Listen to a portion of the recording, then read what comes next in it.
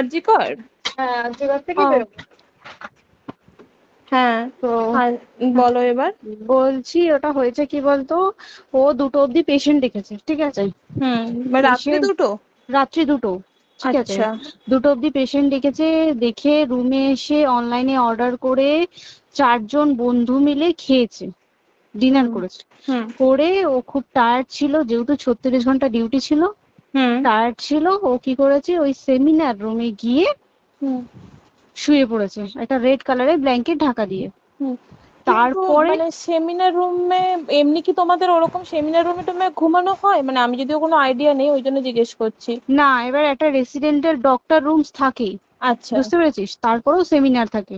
এবার হুম। সেমিনারে একটা বেড থাকে, আর আচ্ছা ডক্টরস রুমে 2টো 3টে যেরকম বড় ঘর হবে সেরকম বেড পাতা থাকে। আচ্ছা আচ্ছা। মেনলি ডক্টরস রুমে শোয়ার কথা, ঠিক আছে। হুম হয়েছিল কি, ওকে বডিটা পাওয়া গেছে সেমিনার রুমে, হুম কিন্তু ঘুমাচ্ছিল ডক্টরস রুমে। যে রুমটা তোর এখন ভাঙা হয়েছে, দেখেছিস রুমটা ভেঙেছে, হুম হুম হুম হুম একটা ভিডিও ঠিক দেখছিলাম। বাথরুমের পাশেই, হুম ঠিক আছে, মানে বাথরুমটাকে অজুহাত দিয়ে হুম ওই রুমের দেয়ালটা ভেঙে দিয়েছে। অ্যাকচুয়াল কাণ্ডটা ঘটেছে তোর ইয়েতে, ওই রুমটার ভেতরে, ডক্টর রুমে? ডক্টরস রুমে। ডক্টরস রুমেটা ঘটনাটা ঘটেছে, ওই বডিটাকে তো ডক্টর ধস্তাধস্তি। রুমে ওই দিন আর কেউ ছিল না, খালি মানে অনলি ওই দিদিটাই ঘুমাচ্ছিল? হ্যাঁ, এবার তোকে আমি বলি, অন কলে নিশ্চয়ই একজন থাকবে না, না। ওরা জুনিয়র সিনিয়র মিলে থাকে, এমনকি থার্ড ইয়ার একজন থাকবে, সেকেন্ড ইয়ার একজন থাকবে, হুম প্লাস ফার্স্ট ইয়ারের ইন্টার্নশিপরা যারা থাকে তারা ইন্টার্নরা থাকে। হুম আর চেস্ট এমন একটা ওয়ার্ড হচ্ছে, কোভিড এর পর থেকে প্রায় হামেশাই সবার শ্বাসকষ্ট হচ্ছে, মানে আসছে মানেই শ্বাসকষ্ট হচ্ছে। হুম আর চেস্ট ওয়ার্ড আর চেস্ট মেডিসিন দুটোই হুম পাশাপাশি ওয়ার্ড, হুম ঠিক আছে। হুম। তো কেউ কি শুনতে পায়নি? কেউ শুনতে পায়নি। হ্যাঁ, ওটাই তো আমি ওই দিনকে ওটাই ভাবছিলাম এবার যে। দেখ, ধস্তাধস্তি করাতে একটা নিশ্চয়ই চিৎকার হয়, একটা ভায়োলেন্ট হয়, হুম হুম বুঝতে পেরেছিস। হুম তারপরে আবার কি, যে 4জন ওর সাথে খেয়েছে তারা কোথায়, তারা কেন মিডিয়ার সামনে আসছে না? হুম। তাই ঠিকই তো, তো। তারা কেন আসছে না? তোমার ওই দিন ডিউটি ছিল না রাতে? ওই দিনকে আমি নাইটে ডিউটি করছিলাম, আচ্ছা। আমি নাইটে ডিউটি করে এসেছি, আমার লাস্ট নাইট ছিল। তো আমার হুম তো 3 দিন নাইট থাকে, তিন হুম দিন নাইট থাকার পর লাস্ট নাইট ছিল, লাস্ট নাইটের পর বুধবার আমার লাস্ট নাইট, বুধবার রাতে ঘটনাটা ঘটেছে। হুম আমি বাড়িতে এসেছি, রীতিমতো বাড়িতে এসে শুয়ে পড়েছি। 3টের সময় আমার কাছে ফোন এসছে যে সবাইকে ডেকে পাঠিয়েছে, ইমিডিয়েট আয়। হুম। তখন গিয়ে দেখি আরজি করে এই অবস্থা, পুরো গোটা হাসপাতালকে ডেকে পাঠিয়েছিল। গিয়ে দেখি পুলিশ ছয়লা, মানে, আর ওকে যেভাবে, আমি তো বডিটা দেখেছি রে, মানে আমাদের এখনো পর্যন্ত চোখ থেকে নামছে না। রীতিমতো মনে হচ্ছে মেয়েটা যেন আমাদের পাশে পাশে ঘুরছে, হুম একদম হুম হুম এরকম, মানে মানে অদৃশ্যমান, মানে আমরা এরকম ভাবতে পারছি না যে এরকম ভূত হুম থাকে বা একটা স্পিরিট থাকে বা কিছু। এখন আমরা বুঝতে পারছি না, ওর আত্মাটা এখনো ঘুরছে আমাদের আশেপাশে। দেখ, ওর আমার তলাটায় না, কিন্তু ওর থেকে ও থাকে 4 তলায়, 4 তলায় ঘটনাটা ঘটেছে, ঠিক 2টো ফ্লোর নিচেই আমি থাকি, আমার আচ্ছা। রুমটা, ঠিক আছে। কিন্তু তাও আতঙ্কে আমরা মানে একদম স্তব্ধ হয়ে গেছে আরজিকরটা। কিন্তু ব্যাপারটা হচ্ছে, তাহলে ডক্টর রুম থেকে ওকে সেমিনার রুমে নিয়ে যাওয়া হয়েছে? হ্যাঁ, অবশ্যই নিয়ে যাওয়া হয়েছে। এবার দেখ, নিয়ে যাওয়া হয়েছে, ওকে যেভাবে মারা হয়েছে, এটা একার পক্ষে সম্ভব অসম্ভব, না দিস একদম। Is a impossible. পুরোপুরি গ্যাং রেপ, গ্যাং রেপ ছাড়া কোনো কিছু নয়। আর শুধুমাত্র রেপ নয়, রেপ হলো, করলো, ছেড়ে দিল, ঠিক আছে, ওকে রীতিমতো মার্ডার করেছে। মানে মানে হিসেব মতো যা বুঝছি মানে তোমার কথাতে, হ্যাঁ, ওটা হচ্ছে ওর ওই বন্ধু বান্ধব মেবি ইয়েস, জড়িত। এক্স্যাক্টলি। হয় ওর বন্ধু বান্ধব কেউ, ঠিক আছে, মানে 4জনের মধ্যে কেউ, আইদার ওকে এমন কিছু করতে বলতে। দেখ, বড় বড় কোম্পানিতেও তো এরকম হয়, মানে হুম হয় তুমি আমার সাথে কম্প্রোমাইজ হুম করো, নয় হুম তুমি হুম চাকরি হুম ছেড়ে চলে হুম যাও, হুম হুম হুম হয় তো। হুম হুম। এখানেও সেরকম কিছু একটা হয়েছে, যাকে যে ক্রাইম করেছে, সেও কিন্তু নর্মাল ডক্টর নয়, কিন্তু সেও একটা ভালো পোস্টে র্যাঙ্ক করছে, বুঝতে পেরেছিস, তবেই কিন্তু পুরো ব্যাপারটাকে হসপিটাল চেপে যেতে চাইছে, পুরো ব্যাপারটাকে। তাহলে এই সিভিক যে, ও কোথা থেকে আসছে? এবার তোকে আমি বলি, ওটা কোথা থেকে আসছে। আমাদের প্রিন্সিপাল চেঞ্জ হয়ে গেছে, ডেপুটি সুপার চেঞ্জ হুম হয়ে গেছে, তারপরে আমাদের ওই অ্যাসিস্ট্যান্ট সুপার চেঞ্জ, সব চেঞ্জ হয়ে গেছে। হুম তারপরে যে ওয়ার্ডের ডাক্তাররা ছিল, সিস্টাররা ছিল, ওয়ার্ড বয়রা ছিল, মাসিরা ছিল, সবাইকে ডেকে এখন হুম সাসপেন্ড করা হয়েছে। হুম তারা কোথাও যেতে পারবে না, রোজ গিয়ে কোর্টে গিয়ে দেখা করছে, আজকেও কোর্টে গেছিল সবাই। হুম তারপরে উম, তারপরে তোমার তোর এগুলো হলো, তারপরে তোর কি বলে, আরে বল না, ওই সিবিআই এটা হয়েছে কি, মানে ও সেই সঞ্জয় রায় যে ধরা পড়েছে, হুম অ্যাকচুয়াল কিন্তু ও নেই, হুম ঠিক আছে, ওর এতটা ক্ষমতাই হয় না। ও অত রাত্রে কি করতে যাবে, হুম ও অত রাত্রে ওখানে কি করতে যাবে? ও না পেশেন্ট, ও নাকি বলছে দালাল পেশেন্ট নিয়ে গেছে, তো পেশেন্ট নিয়ে যখন গেছে দিদিটার রুমে যখন যাবে, নিশ্চয়ই দিদিটার রুমে কোনো কাগজপত্র দেখাতে যাবে, সেই অবস্থায় গিয়ে দেখে যে এরকম এরকম ঘটনা, তা ঝাঁপিয়ে পড়েছে ওর উপরে। হুম এরকম কিছু কি, তাও কিছু নয়, শুধু গেছে দেখছে ড্রিঙ্ক অবস্থায়, ওকে ক্যামেরায় দেখা গেছে ড্রিঙ্ক অবস্থায় গেছে আর এসছে, এইটুকুই দেখা গেছে। তারপরে হচ্ছে কি, তোর অনেক রকম এখানে অনেক রকম ব্যাপার আছে। যে দিনকে ঘটনাটা ঘটে তার ঠিক দুদিন পরে ওই সেমিনার বাথরুমের অজুহাত দিয়ে সেম ডক্টর যে রুমের হুম দেওয়ালটা আছে ওই হুম দেওয়ালটা ভেঙে দিয়েছে। কেন?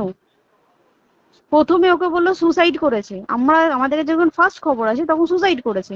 হুম তারপরে যখন হসপিটালে যাই তখন গিয়ে শুনছি নাকি না সুসাইড করেনি, এটা রেপ করেছে, রেপ করে মার্ডার করা হয়েছে। হুম বুঝতে পারলি, এখানে বিশাল বড় একটা গেম চলছে। এবার আর যে ওর উপর কি রাগ ছিল মানে? হ্যাঁ হ্যাঁ হ্যাঁ হ্যাঁ হ্যাঁ হ্যাঁ, একদম আমি তোকে কি বললাম, শোন, তুই যদি কারোর সাথে কম্প্রোমাইজ করি তাহলে তোর পোস্ট হুম বাড়বে, হুম হুম তুই হুম কারোর সাথে কম্প্রোমাইজ করবি না তোকে মার্ডার করে দেবে। মানে মানে ওরকম টাইপের কিছু বলছো তো? এরকমই টাইপের কিছু একটা ছিল। আইদার খুব রাফ, মানে খুব রাগ, খুব মানে খুব ওর উপরে খুব ফ্রাস্ট্রেশন ছিল, যারই ছিল খুব ফ্রাস্ট্রেশন ছিল। শুধু ওকে মারিনি রে, রীতিমতো মার্ডার করেছে। ওর যে ক্ল্যাচারটা ছিল, হুম ওর আমি ইউরিন, শুনেছি এটা। ওর ইউরিনের রাস্তায় ক্ল্যাচারটা ঢুকিয়ে দিয়েছে, তুই ইস, জানিস? মানে কি বলবো, মানে ওকে দেখা যাচ্ছে না, আমরা তো দেখেছি নিজের চোখে, ওকে দেখা যাচ্ছে না, মানে একটা ব্লিড। মৃত্যু কতটা, মানে এই তো মানে প্রচন্ড কষ্ট পেয়ে একটা মেয়ে মারা গেল না? আর ওর যে গলাটা চেপে ধরেছে, আহ ওর ওই চেপে ধরাতে মানে এতটাই জোরে চেপে ধরেছে যে ওর চোখ ফেটে রক্ত বেরিয়েছে। আহ, ছি, ছি, ছি। বুঝতে পেরেছিস মানে মানে? কি বলতো, যদি ধরা পড়ে না, উচিত মানে যারা এটার সঙ্গে দায়ী না আর এই ওদের। যে সিবিআইটা হয়েছে, সিবিআইটা একমাত্র আমাদের জোরেতেই সিবিআইটা এসছে। হুম মানে আমরা ওই সঞ্জয় রায় একার পক্ষে সম্ভব না এইসব। তারপরে পোস্টমর্টম রিপোর্টে তুই জানিস ওই আমাদের ভাজাইনা থেকে 150 গ্রাম স্পার্ম বেরিয়েছে। ইস, পোস্টমর্টম রিপোর্ট, 150 গ্রাম স্পার্ম, মানে বুঝতে পারছিস? Hmm not a calculated, minimum, minimum কম করে 6 থেকে 7 জন করেছে ওকে রেপ। ছি ছি ছি। ওই জন্যই তো আমরা এতটা বেশি ভাইলেন্ট হয়ে গেছি, বুঝতে পেরেছিস? আর তারপরে আমাদের দেখো, একটা মেয়ে তার কাজের জায়গাতেই ছিল, এমনটা নয় যে রাস্তাঘাটে কোনো বিপদ, ও তার কাজের আরে জায়গাতেই সেফ নয়। শোন, কেউ যদি স্ব ইচ্ছায় কারোর সাথে রিলেশনশিপে গিয়ে করতে চায় সেটা আলাদা জিনিস, কিন্তু হুম ঠিক আছে, হুম কিন্তু কেউ কারো বিরুদ্ধে এইভাবে করতে পারে না রে। তুই জানিস না, মানে ওয়ার্ডে দেখ, কম বেশি আমরা সবাই ঘুমাই, কম বেশি আমরা হুম সবাই জেগে হুম, থাকি, জেগে তো থাকি, তাতে কি কেউ শুনতে পায়নি? তার কি একদম সেটাই। ভাইলেন্স ছিল না?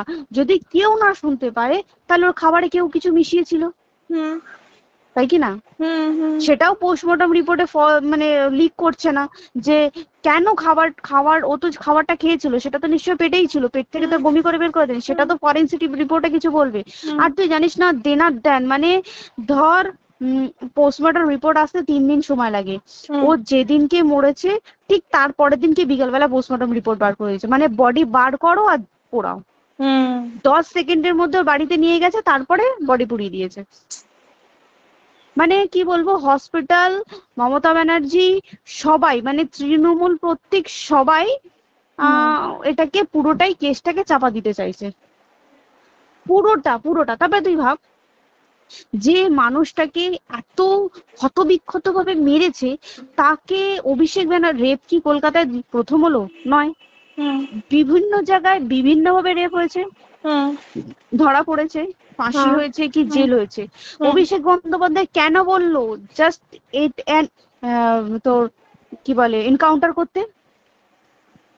মানে কি, সঞ্জয়কে যদি এনকাউন্টার করে পুরো কেসটা চাপা পড়ে পুরো যাবে, কেসটা চাপা পড়ে যাবে একদম। স্টুডেন্টরা ঠান্ডা হয়ে যাবে, হুম হুম। আর আমরা সেটা মানবো না, আমরা সেটা হতেই দেব না। তাতে যদি চাকরি মানে আরজিকরটাকে সিল করতে হয় তাতেও আমরা রাজি আছি, সিল করে দেওয়া হোক আরজিকর, সিল করে দেবে মনে হচ্ছে যদি ঠিকঠাক ভাবে। এবার ওই জন্য আমাদের দাবিতে সিবিআই এসছে। এবার তুই একটা কথা বল, যখন দেখতে পাচ্ছে মমতা ব্যানার্জি যে কলকাতা পুলিশ আমাদের জন্য কিছু করতে পারছে না, আমরা কিছু মানতে পারছি না, 7 দিন ধরে বার করতে পারছে না, হুম তাহলে সেটা 2-3 দিনের মধ্যে কেন হ্যান্ড ওভার করে দিল না? হুম। তাই তো। তাই কি না? তারপরে দেখ পিডব্লিউডি ওটা লো পোস্টের মানুষ, মানে যারা ভাঙচুর করে, মানে সিমেন্টের যারা কাজ করে তাদেরকে হুম পিডব্লিউডি বলে।